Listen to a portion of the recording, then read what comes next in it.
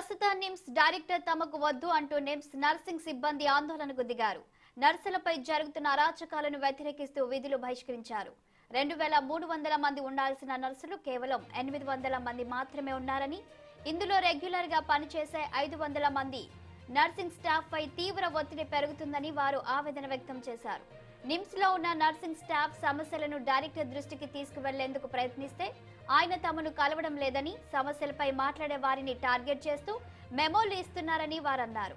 Nursing superintendent Lalitha Kumari, nurse union general secretary Vijay Kumari స్లీవ్లకు మెమోలు ఇచ్చారని వారు తెలిపారు.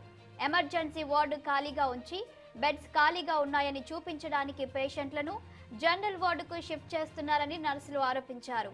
తమకు ఇచ్చిన మెమోలు వెనక్కి తీసుకొని గ్రేడ్ 1 నర్సింగ్ సూపరింటెండెంట్ కి ప్రమోషన్ ఇవ్వాలని వారు డిమాండ్ చేశారు.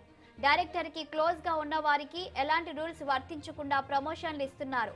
ఇది ప్రశ్నించిన వారిని టార్గెట్ చేస్తున్నారని నర్సింగ్ సిబ్బంది ఫిర్యాదు చేశారు. తక్షణమే డైరెక్టర్ ను ఆ పదవి నుంచి తప్పించి కొత్త వారిని నియమించాలని వారు ప్రభుత్వానికి విజ్ఞప్తి చేశారు.